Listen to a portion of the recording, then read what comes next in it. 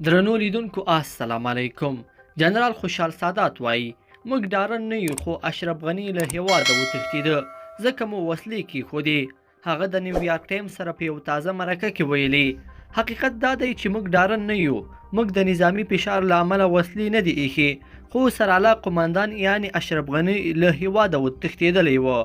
هغه زیاتوي کوم والیان چې پاتې وو له نظامیانو یې وغوښتل چې جګړه ونه کړي، ځکه چې هیواد ویجاړېدو او په وینا یې د دوی په کومو سترګو له فساده ډک جمهوریت دفاع کړې وای.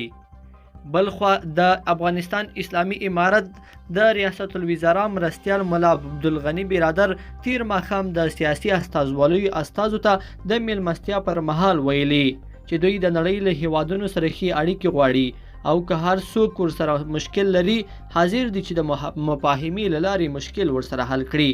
نوموړي ویلي حکومت یې چاته د ضرر اراده او پالیسي نه لري او افغان خاوره به د هیڅ چا پر ضد ونه کارول شي. د په خپلو خبرو کې ویلي چې راتلونکی افغانستان به د امن کور وي. بلخوا د افغانستان اسلامي امارت مشرانو یو ځل بیا پر نورو هیوادونو غږ کړی چې په کابل کې خپل سفارتونه او استازولۍ بیرته پرانیزي. اوس مهال په کابل کې د پاکستان، ترکی، چین او روسیې په ګډون د یو شمېر هیوادونو سفارتونه پرانیستي دي. د افغانستان د بهرنیو چارو سرپرست وزیر امیر خان متقي وویل د بدلون موده کې دوی له بهرنیو استازو سره مسؤلانه چلند کړی دی. متقي د غرضو ویلي چې دوی له نړۍ سره د نوي دوه اړخیز تعامل فصل پیلول غواړي.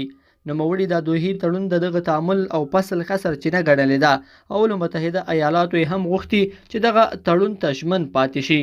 لیدونکو په دې هیله چې دا مطلب به مو تر پایه راسره لیدلی وي. که مو دغه ویډیو خوښه شوې ویډیو لایک کړئ او چینل سبسکرایب کړئ. تر بیا ښه وخت.